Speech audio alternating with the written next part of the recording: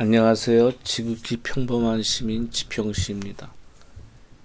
오늘은 은 ETF에 대해서 조금 더 말씀을 드려야 되지 않나 싶어서 말씀을 드리겠습니다. 이것은 일단 금 ETF 일봉입니다. 이게 지금 인베스트닷컴에서 보면 1418.6달러로 끝났네요. 그래서 일봉이 지금 21선은 좀 지키고 있는 모양이고요. 그 다음에 이제 주봉을 보면 일단 한 3년치에서 아마 최고치가 나온 것 같은데, 그죠? 한 3년치 최고치 나왔죠. 그러니까 이때 서프라임 때 900달러 정도에서 시작을 해서 뭐 1920달러 왔으니까 한 2배 정도 오른 거죠. 한 2년에서 한 2배 오른 건데, 은을 보겠습니다. 같은 기간이잖아요. 그죠? 그래서 제가 자꾸 은을 추천드리는 말씀이 금 2배 오를 때 이거 4배 올랐습니다. 그죠? 12달러에서 뭐 거의 50달러 됐으니까, 물론 여기서 사서 어떻게 여기에 팔겠습니까? 많은 하여튼 뭐 이런 과거의 경험이 있기 때문에 저는 지금 또 금은 비율이 뭐 6, 70대 1도 아니고 뭐 93대 1까지 갔다가 지금 뭐 87대 1 정도 돼서 은을 말씀드린 거고요. 이것도 제가 처음부터 말씀드렸지만 저는 한 7대 3, 8대 2 비율이거든요. 그러니까 은이 7이면 금은 3, ETF가 7이면 실물로 3, 뭐 8대 2로 하거나 그거는 각자 그 상황에 따라서 하는 거고요. 지금 은은 16.41달러로 끝났습니다. 인베스트닷컴 들어가면 이제 시치가 그렇게 끝났으니까 그렇게 아시면 될 것 같고요. 그러면 저는 은에 대해서 좀 관심이 있었던 게 한 2017년도 말 이 정도쯤에 관심은 있었어요. 언젠가 이제 은이 움직일 타이밍이 오겠다 해서 나름 공부를 하고 움직인 걸 봤더니 저는 올해 말 정도에 움직이지 않을까 싶었어요. 근데 이때 낙폭이 과다한 겁니다. 그죠? 그래서 저는 위험은 언제 올지 알 수 없잖아요. 갑자기 어떤 뭐 있어서는 안 되겠지만 어떤 뭐 9.11 같은 테러가 터졌다든지 아니면은 뭐 누가 뭐 암살당했다든지 그건 누구도 모르잖아요. 세상 일이. 뭐 누가 실수해서 무슨 뭐 미사일을 쐈는지 어쨌건 간에 이때 제가 말씀드려서 14달러가 무너질 수가 있습니다. 사십시오라는 식으로 말씀했을 거예요. 요때 한번, 요때 한번, 요때 한번. 왜냐하면 더 이상 빠질 그게 없어요. 뭐 최저치가 12달러네요. 한 10년 전에. 저 10년 전에 짜장면 값이 얼마였습니까? 예를 들어서. 뭐 단순한 무식한 얘기지만. 그래서 좀 말씀드렸던 부분이 있고요. 그래서 저는 일정 비율을 한 거고,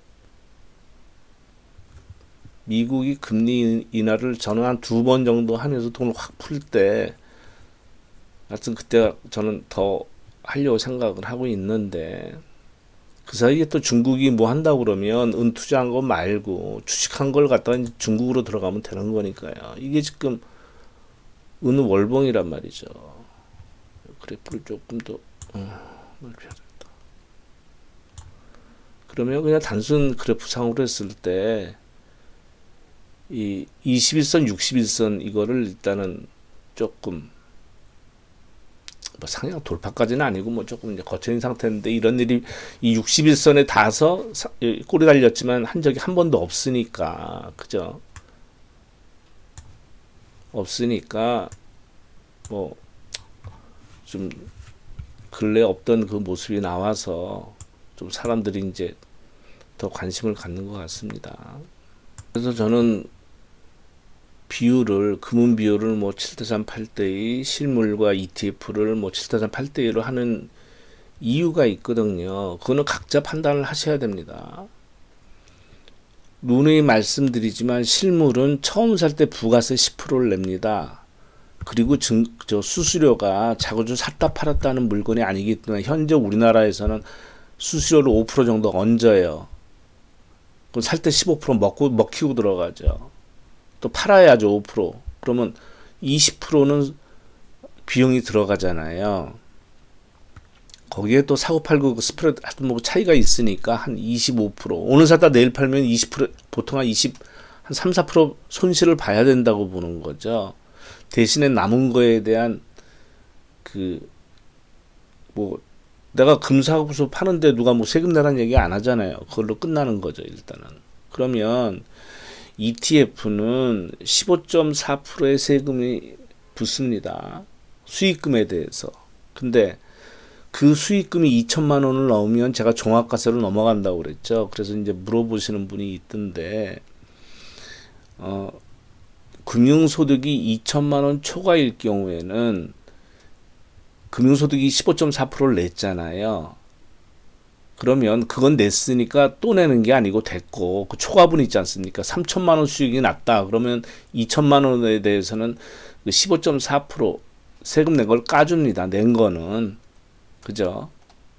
2천만 원 미만일 때야 뭐 그냥 하면 되는 것이고, 그럼 종합소득세율이 19년도 기준으로서는 이렇게 되거든요. 6.6%서부터 시작해서 5억 원 초과하면 46%까지 나오는데, 저희들이 일반적으로 이건 제 감입니다 했을 때 아마 7천만 원 정도까지는 큰 차이가 없습니다. 제가 알기로. 근데 그거는 제가 뭐 세무사도 아니고, 그거는 만약 그런 일에 해당되시는 분은 좀 알아보셔야 될 것 같고요.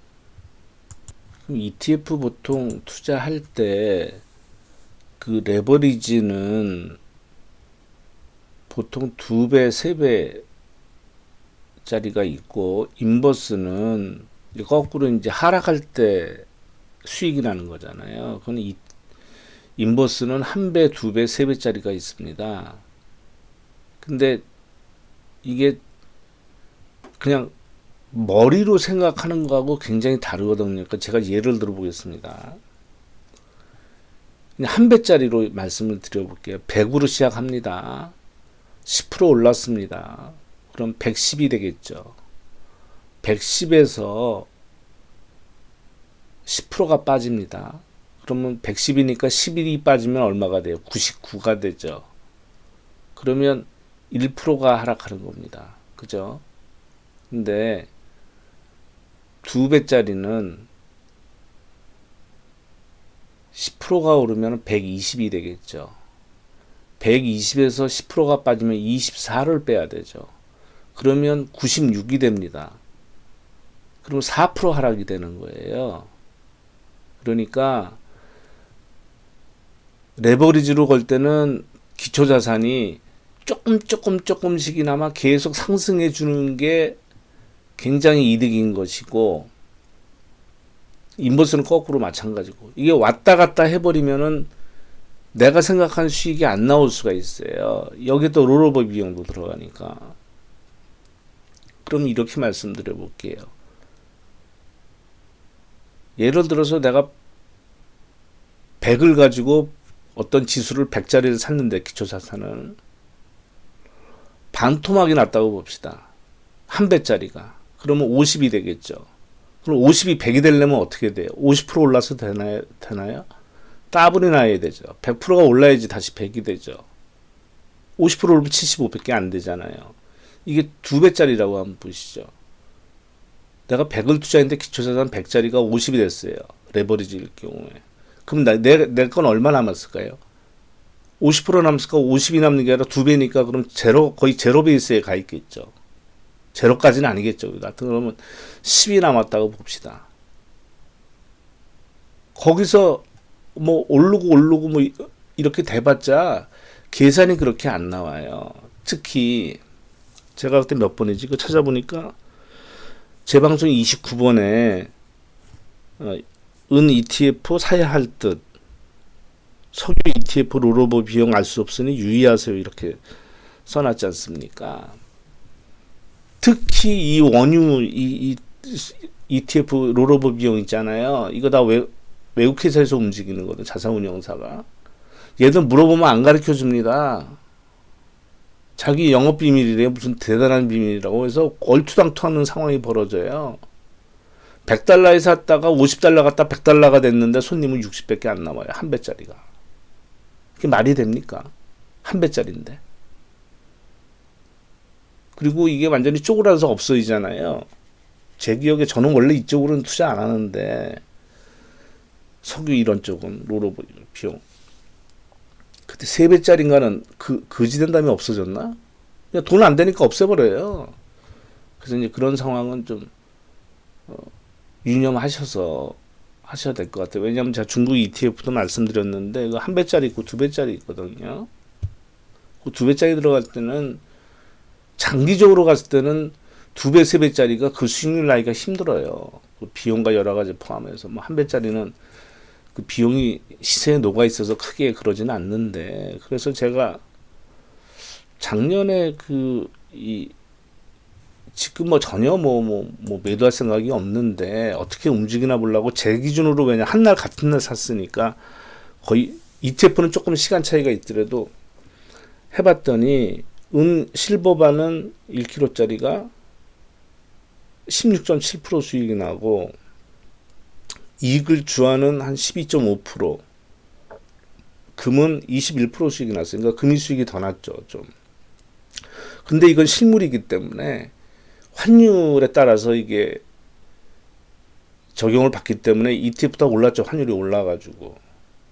그러니까 우리나라 워낙 가치가 떨어진 거였죠. 환율이 올라서 그렇게 된 거니까. 그래서 은 ETF를 보니까 한 12% 정도 저는 수익이 난 것 같더라고요. 왜냐하면 저 말씀드린 대로 기본 수량은 놔두고 조금 사탑바탑 매매를 했더니 단가는 올라가 있는데 그 단가는 말고 제가 제일 처음에 했던 기억을 해봤더니 그 정도 되는 것 같던데.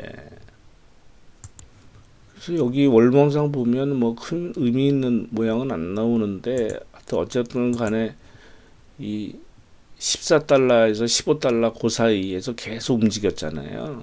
그러다가 이제 16달러를 넘겼으니까 아마 이제는 15달러 정도가 이제 지지선으로 되겠죠. 이게 바로 전 금요일 날 7월 26일 날 헤럴드 경제에 나온 기사인데요. 제목이 중국, 러시아, 인도 중앙은행 올해도 금 사모은다, 이런 제목으로 기사가 나왔습니다. 근데 좀 특이한 거는 뭐 자기들은 안 살 거라고 하면서 매입은 늘릴 것이다. 그러니까 주로 사는 게 아까 말씀드린 중국, 러시아, 인도가 이 중앙은행이 개인이 사는 거 말고요. 중앙은행이 공급적 비중 확대를 예상하기 때문에 뭐 이런 수치가 나왔다고 그러는데, 지난해 650톤을 이 세 나라가 샀다는 얘기죠. 그래서 이 세 나라가 올해 1분기에만 100톤을 샀다는 얘기죠. 우리나라 제가 알기로 104톤 샀거든요. 104톤을 보유하고 있거든요. 근데 얘네들은 1분기에만 100톤을 샀다고 그러네요. 그러니까 뭐 금리 인하면 1,500달러 뭐 예상한다. 근데 모르겠습니다. 저는 이건 제 생각으로, 왜 이 나라들이 살까요? 다른 나라들은 움직임이 뭐 별로 없다고 그러는데. 이거 핵보유국 아닙니까? 중국, 러시아는 뭐 미국과의 관계가 그러하니 미국의 달러를 인정 못하겠고, 그러니까 대체해서 금을 산다고 그러지만 인도는 뭐 미국하고 나쁜 사이가 아니잖아요. 글쎄 모르겠습니다. 저는 제 머릿속으로 같은, 지금 생각하는 게 아니라 그전부터 그런 말씀을 드렸는데, 이게 단일화폐로 갈 수 있는 거고, 그거 핵보유국들이 만나가지고요, 자기들끼리 합의 보면 끝나요. 늘 그렇습니다. 근데 거기에 플러스 되는 게 어디가 되겠습니까? 미 연준과 IMF와 BIS가 모여서 거기다 뭐 가미를 해야 되겠죠. 뭐 암호화폐가 됐든 뭐가 돼서 금은이 같이, 저는 은까지 포함된다고 보는데 제 생각은 그런 일이 벌어지지 않을까. 그래서 실물로 사는 이유도 있어요. 왜냐하면 ETF 거래 정지시킬 수가 있거든요. 만약에 그런 일이 벌어진다면 거래 정지가 되거든요. 전 세계 거래 정지 시켜버리면 되니까. 그야 뭐 전산으로 컨트롤 가능한 거니까. 그래서 저는 뭐 암호화폐 지금 기존에 남아 있는 거 뭐 한 번도 뭐 사본 적이 없습니다. 그런 거는 왜? 그 누가 인정해 주는데요? 미국 연준이 인정해 줍니까? 아니면 어느 나라가 인정해 줘요? 세금을 못 걷는데 어떤 정치 체계가 확실히 바뀌기 전에는 그럼 정부란 게 어떻게 운영합니까? 세금 없이. 그러니까 그거를 기득권층은 그거를 볼 수가 있어야 돼요. 해킹은 안 되더라도. 아마 그런 게 저는 나오리라고 보고 매수를 한 거니까 뭐 저와 또 다른 생각을 가지신 분들이야 뭐 당연히 그렇게 생각 안 하시고 그냥 금은 사셨겠죠. 그래서 뭐 수익 남으면 되는 거고. 하여튼 저는 이게 뭐 주식같이 이거 부동산처럼 보셔야 돼요. 어떤 분들은 뭐 보험이라고도 표현하시는데 저는 실물은 보험이라고 저는 제 나름대로 그러니까 제 판단하에 실물은 보험이고 ETF는 저는 뭐 수익용으로 산 거니까 다 수익이 나야죠. 그러려고 산 거니까. 저는 어떤 달러가 저는 없어진다고 보니까요. 그게 뭐 없어져도 단일화폐가 될지 아니면 미국이 새로운 화폐를 만들어낼지 그거는 뭐 마음껏 양정화하고 또 마음껏 뭐 달러 찍어낸 다음에 이제 얘기가 나오겠죠. 예, 감사합니다.